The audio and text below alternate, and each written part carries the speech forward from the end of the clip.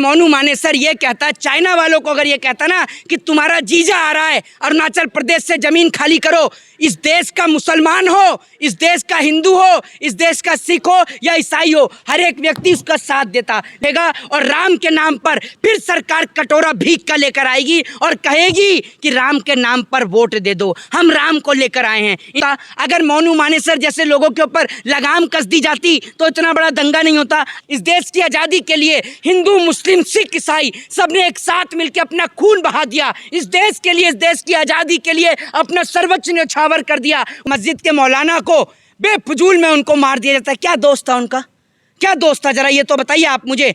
जिस तरीके से मोदी सरकार के राज में आप सोचिए, हरियाणा जल रहा है मणिपुर, देश का राजा बाबू हरियाणा जल रहा है तो हरियाणा पे बोलने को तैयार नहीं है, मणिपुर जल रहा है तो मणिपुर पर बोलने को तैयार नहीं है, क्योंकि हमारे देश का राजा बाबू प्रधानमंत्री तो इन सब चीज में व्यस्त रहता है कि कब और कौन सा और विधायक को खरीदा जाए और कितने में खरीदा जाए, बस इन सब चीज में व्यस्त रहता है।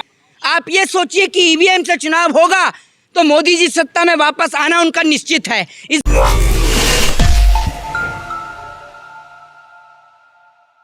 बहुत बहुत स्वागत है आपका। आप देखना शुरू कर चुके हैं द संपादक। मेरा नाम है अकरम। 2024 का मुद्दा अभी ज़ोरों शोरों पर है। मणिपुर और हरियाणा का मुद्दा भी ज़ोरों शोरों पर है। किसकी गलती है, क्या मामला है, जानते हैं मोहित शर्मा से। 2024 के इलेक्शन आ रहे हैं, उस पर आप क्या राय रखते हैं? क्या दोबारा से एक बार बीजेपी की सरकार बनेगी? देखिए, मैं आपको एक बात बता दूं कि जिस तरीके से इस देश के अंदर जगह जगह हिंदू और मुसलमान के नाम की नफरत फैलाई जा रही है, शिक्षा, स्वास्थ्य, बेरोजगारी और महंगाई को उठाकर दरकिनार कर दिया गया है, तो उसके मद्देनजर तो यही लगता है कि 2024 में नरेंद्र मोदी की सरकार वापस आएगी। और उसका सबसे बड़ा कारण है ईवीएम भी। आप ये सोचिए कि ईवीएम से चुनाव होगा तो मोदी जी सत्ता में वापस आना उनका निश्चित है। इस देश के अंदर विपक्ष के नेता भी अब ईवीएम के ऊपर चुप हो चुके हैं। इस देश के अंदर जगह जगह हिंदू और मुसलमान के नाम के दंगे हो रहे हैं। नफरत इतनी पैदा हो गई है कि चाहे हरियाणा हो, मणिपुर हो, हर जगह तो दंगे हो रहे हैं। और जितने अधिक दंगे होते हैं उतना अधिक वोट बीजेपी को मिलता है।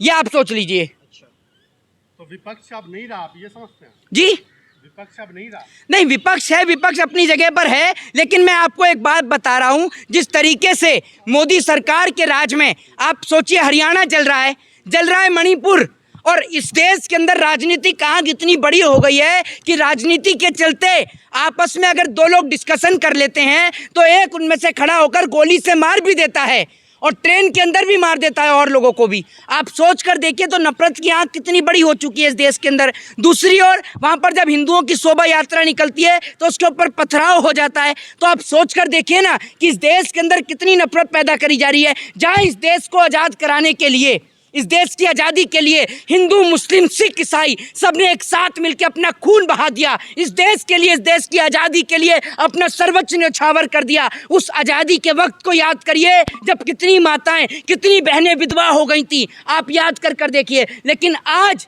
आप इस देश को वापस से गुलाम की तादाद पर ले जाए जा रहे हैं, क्योंकि आप ये सोचिए, ये देश गुलाम तब इसलिए हुआ था क्योंकि हिंदू, मुस्लिम, सिख, ईसाई आपस में लड़ रहे थे। इसी कारण से ये देश गुलाम हुआ था। आज फिर आप लोग आपस में लड़ रहे हैं। क्या आपको तब समझ में आएगी कि फिर दोबारा से कोई अंग्रेज आकर आपके ऊपर कब्जा करेंगे, तब आप एक होंगे, या तब तक आप लड़ते ही रहेंगे? तो राहुल गांधी की मोहब्बत की दुकान काम नहीं आई? देखिए, मैं आपको एक चीज़ बताता हूँ कि राहुल गांधी की मोहब्बत की दुकान काम आई है या नहीं आई, ये तो आप देख ही रहे हैं। हरियाणा किस तरीके से जल रहा है, मणिपुर किस तरीके से जल रहा है। जिस देश में नारी को देवी समझकर पूजा जाता हो, जिस देश में नारी के सम्मान में लंका दहन कर दी गई हो, उस देश में आज नारी को निर्वस्त्र किया जा रहा है। आप सोच कर देखिए। मोदी जी के देश के 1.5 करोड़ जो 100 करोड़ लोग जो दुखी है।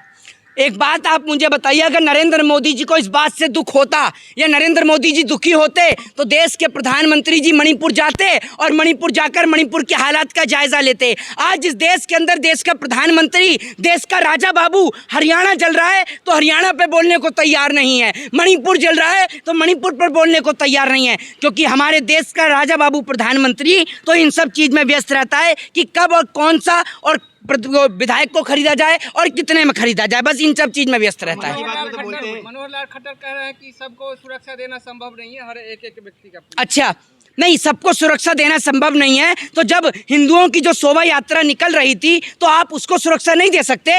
आपने क्यों नहीं स्नाइपर्स को तैनात किया छत के ऊपर?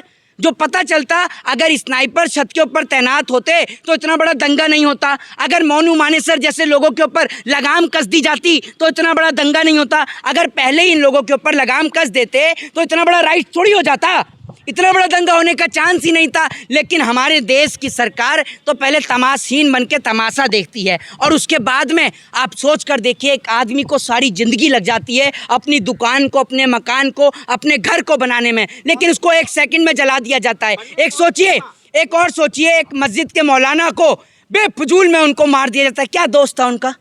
क्या दोस्त था? जरा ये तो बताइए आप मुझे। वहाँ हिंदू 2000 से ज़्यादा हिंदू मंदिर के अंदर बंद थे, उनको गोली से वहाँ पर टारगेट किया जा रहा था। क्या उनका दोस्त था?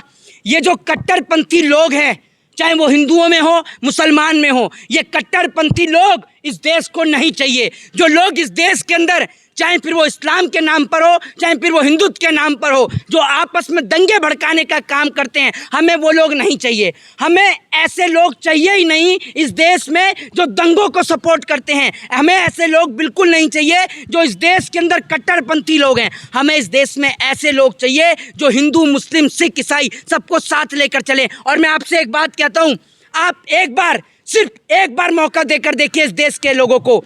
जिस दिन हिंदू, मुस्लिम, सिख, ईसाई एक हो गया ना जनाब, हमारे अंदर इतनी ताकत है और हमारी औकात इतनी बड़ी है कि हम अमेरिका और चाइना जैसे देशों को मुंह तोड़ जवाब दे सकते हैं। ये ताकत है हमारे देश के नौजवान की। जिस दिन इस देश का हिंदू, मुस्लिम, सिख, ईसाई एक हो गया ना, उस दिन अमेरिका की और चाइना की कोई औकात नहीं होगी कि चाइना हमारे देश की ज़मीन पर कब्जा कर सके। आज चाइना की औकात इसलिए हो जाती है क्योंकि हम लोग टुकड़ों में बटे हुए हैं। हम हिंदुओं में ब्राह्मण, शूद्र, वैश्य, क्षत्रिय के नाम पर बटे हुए हैं। हम मुसलमानों में शेख, सैयद, सुन्नी, पठान, इनके नाम पर बटे हुए हैं। हमें हिंदू, मुस्लिम, सिख, ईसाई के नाम पर नहीं, हमें देश के तिरंगे के नाम पे लड़ना है और हमें दिखाना है कि क्या पावर है हम इंडियनों की, क्या पावर है हम भारतीयों की। जिस देश का संविधान हर एक व्यक्ति को एक समान हक और अधिकार देता है, हमें लड़ाई लड़नी है तो इस देश की मिट्टी के लिए लड़िए ना सर, इस देश के लिए लड़िए। मोनू मानेसर कहता है कि मेवातियों को तुम्हारा जीजा आ रहा, जब से ये हिंसा जो है फैला है। क्या कहेंगे मोनू मानेसर? अगर डिबेट में बैठ करके अपना स्टेटमेंट दे रहे हैं, अभी तक पुलिस ने संज्ञान नहीं लिया। मैं आपको यही तो बता रहा हूँ, अगर मोनू मानेसर ये कहता, चाइना वालों को अगर ये कहता ना कि तुम्हारा जीजा आ रहा है, अरुणाचल प्रदेश से ज़मीन खाली करो, इस देश का मुसलमान हो, इस देश का हिंदू हो, इस देश का सिख हो या ईसाई हो, हर एक व्यक्ति उसका साथ देता। लेकिन ये लोग अपने ही देश के लोगों को लड़ाने में लग रहे हैं। देखिए, मैं आपको एक चीज़ बता दूँ, अगर इस देश में यही माहौल रहा और शिक्षा, स्वास्थ्य, बेरोजगारी के नाम पर चुनाव नहीं हुआ तो मोदी जी का आना निश्चित है। क्योंकि अभी आप ये देख लीजिए, अभी कुछ दिनों बाद राम मंदिर का मुद्दा हो जाएगा और राम मंदिर का मुद्दा 5, 7, 10 दिन आराम से टीवी चैनल पर चलेगा और जब तक 24 का चुनाव पूरा नहीं हो जाएगा, एक राज्य के अंदर भी अगर वोटिंग बची होगी तो राम जी का मुद्दा उठेगा और राम के नाम पर फिर सरकार कटोरा भीख का लेकर आएगी और कहेगी कि राम के नाम पर वोट दे दो, हम राम को लेकर आए हैं। इनकी औकात है, कल को ये कहेंगे कि हम अपने बाप को लेकर आए हैं, तो क्या आप मान लोगे कि अपने बाप को लेकर आए हैं? इस देश में किसकी औकात है? कौन राम को लेकर आएगा? राम आपको और हमें लेकर आने वाले हैं। ये देश के अंदर किसी की इतनी औकात नहीं है कि कोई राम को ला सके। राम से आपका और मेरा अस्तित्व है। राम आपको और हमें लेकर आए हैं। हमारी और आपकी औकात नहीं है कि हम राम को ला सकें। जय हिंद, जय भारत, वंदे मातरम। ये सुन रहे थे आप मोहित शर्मा को। क्या है आज देश के हालात, क्या चल रहा है मणिपुर में, क्या चल रहा है हरियाणा में, आखिर क्यों हिंदू मुस्लिम के दंगे आए दिन इनकी आम बात सी हो गई है कानों में सुने हुए। ऐसा क्या होना चाहिए कि इन सबको एकदम से रोक देना चाहिए। अगर आपको भी इसके ऊपर कुछ राय देनी है तो हमें कमेंट बॉक्स में दे सकते हैं। हमारे चैनल को सब्सक्राइब कर लीजिए द संपादक।